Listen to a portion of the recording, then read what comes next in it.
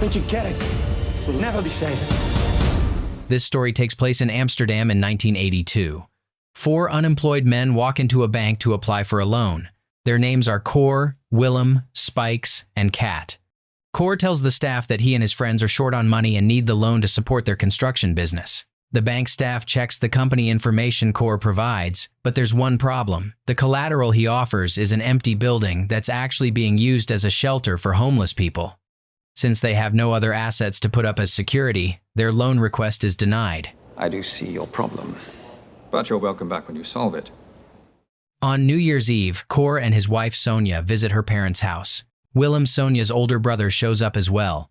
But instead of greeting his father, he immediately jokes around with Cor and Sonia about the baby they're expecting. Willem remains distant and refuses the Heineken beer his father offers him, even though his father once worked for the company and supported the family because of that job. Willem goes as far as insulting Mr. Heineken for firing his father. His father is offended, reminding him that despite everything, Freddie Heineken had been his childhood friend. You owe him respect. Later that same night, Cor and Willem meet up with their 2 friends. The 4 of them vent about how tired they are of struggling, especially after their business went under. And, with a baby on the way, Cor feels even more pressure to turn things around. That's when Cor throws out an idea, one that could make them a lot of money, but could also cost them their freedom. He tells the group that he and Willem want to kidnap someone. Who are you gonna kidnap? Kidnap? Come on, man. Shit, a minute Kidnap. there. I thought you were serious. You're an idiot. You're an idiot. And not just anyone, but Freddie Heineken himself.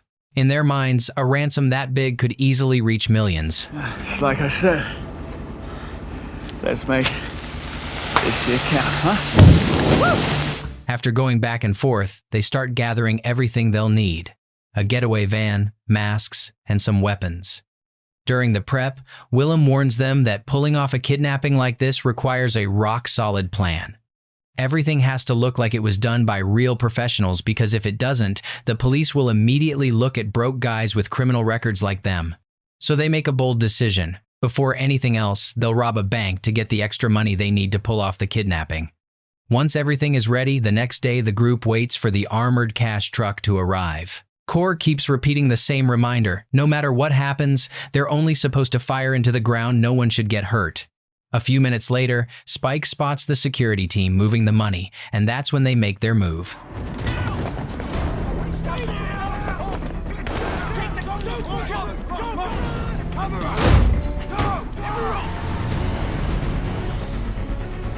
A chase breaks out, and they struggle to get away. The streets are narrow and packed with people.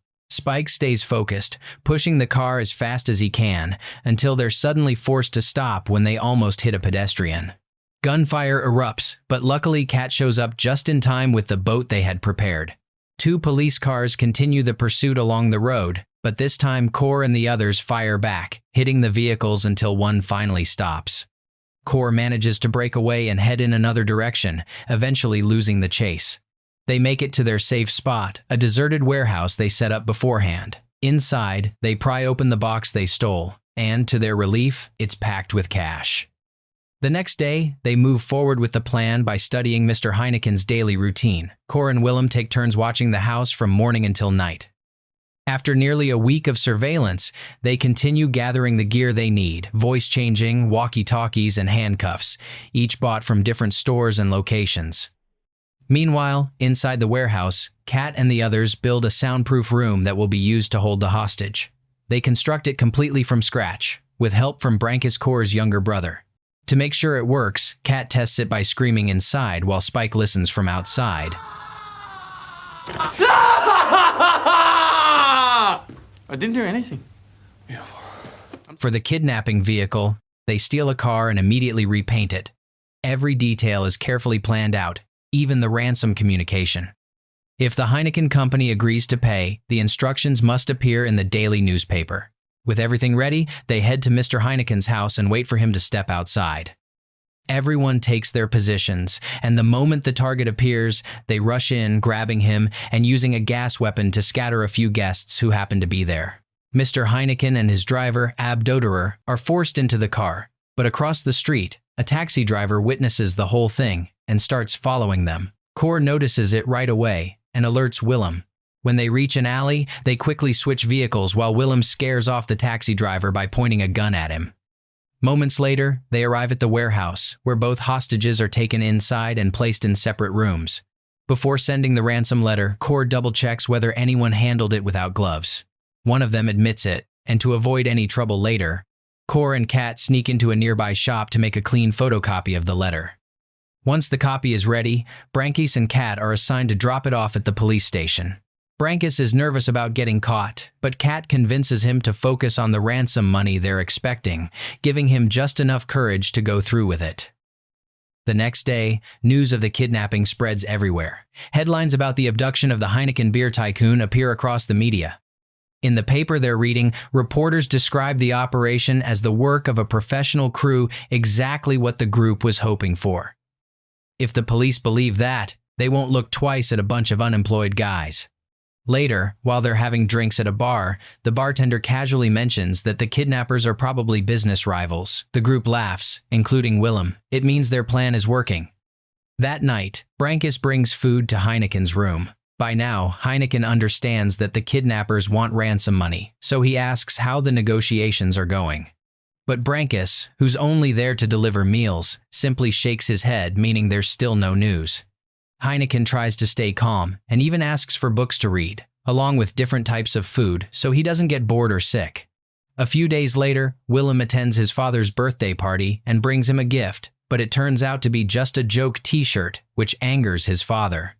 He's also furious about Heineken's kidnapping and says he wants the criminals caught. Not wanting to start a fight, Willem quietly leaves the house. On the second night, when Brankis is about to deliver the routine meal, he asks Kat whether there's been any update about the ransom from Heineken's company. Kat doesn't answer. He hasn't heard anything from the others outside. When Brankis enters the room, he hands Heineken the books he requested, again without saying a single word. On the fifth night, Willem heads to the warehouse to check on Spike, who's on guard duty. Spike immediately asks if there's any update on the ransom, but Willem still hasn't seen anything, not even in the newspapers he reads every day. Spike grows more worried, afraid the hostages' health might start to decline if they stay locked up for too long. But Willem tells him not to get emotional about it, reminding him that losing focus could ruin the entire plan. You okay? I'm just done waiting. Yeah, I know. All right, me too. 2 weeks go by, and they still haven't heard anything.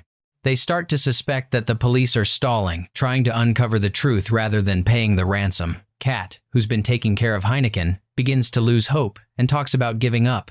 He feels like everything they've done is pointless and that they should release Heineken before things get out of hand. But Core refuses to let the plan fall apart. He tries to motivate Kat, reminding him that they're expecting a payout of $35 million and that this is their one chance to change their lives. Time keeps passing, and after 3 weeks, they still haven't received a response. Core and Willem finally visit Mr. Heineken in his room and tell him that the ransom still hasn't been paid. Heineken then asks for paper and a pen so he can write a letter urging his staff to act quickly, and another note promising that he won't report them to the police once he's released. The next day, the group gathers again to discuss their next move. Willem believes the police are dragging things out on purpose to track them down. He even suggests they take a more aggressive approach and injure one of the hostages to prove they're serious. But that idea is rejected immediately. Core and Kat have been clear from the beginning that they don't want anyone getting hurt. After everyone leaves, Core returns to the room and tells Heineken that a new letter has already been sent along with a warning that this is the final chance for his staff to pay up. Heineken asks what will happen once the ransom is delivered, and Core explains that both hostages will be driven to another location. Heineken makes an offer. If he and his driver are released now, he guarantees the ransom will be paid and promises that Core will be able to spend the money without any trouble from the police. But Core refuses. The plan has to unfold exactly as the group agreed. That night, while Core is lying down, he remembers to check the day's newspaper, and finally, the message they've been waiting for appears. Core and Willem immediately head to Heineken's room to take a photo as proof that he's still alive. Then they order the driver to read out the instructions for the ransom drop. The full ransom must be transported in an orange car marked with an X. The courier is instructed to drive to a specific location to receive a phone call and continue following the directions. With precise steps and warnings not to be followed, the courier ends up in an empty parking lot and is told to transfer the money into another vehicle. In the final car, he's ordered to drive to a bridge and throw all the money over the side. Spike keeps watch from the other side, while Core waits under the bridge in his car, ready for the drop. They take the money to a separate location and hide it right away, while Kat heads off in another direction to get rid of the car they used. Once things feel safe enough, they all meet at a secluded spot to divide the ransom money. Everything is split evenly, and when it's over, Core tells his brother to leave town and hide. At first, Brankes refuses. He wants to stay with Core, but Core promises that once everything is over, he'll come find him. After Brankes leaves, Willem suggests that the rest of them escape to Paris, but Kat refuses, explaining that he has a family and kids. The group then starts arguing about what to do with Heineken. Spike says releasing him right now would be far too risky, and suggests calling Heineken's staff after they reach Paris. But Kat still disagrees and decides to walk away and release Heineken on his own. On the road, Kat attracts the attention of a police patrol, and a chase breaks out. He pushes the car as hard as he can to get away, but takes a wrong turn and ends up trapped. After Kat is arrested, police rush to the warehouse, rescue Heineken and his driver, and take them to safety. Meanwhile, Core, Willem, and Spikes are already on their way to Paris. They hear the news that Heineken has been found in a warehouse on the outskirts of Amsterdam. Spike panics and insists Brankes must have been arrested and told the police everything. Willem loses patience and starts beating Spike, causing a fight that forces Core to pull the car over. Core tries to calm them down, but Spike chooses to walk away with his share of the money, leaving Core and Willem to continue on their own.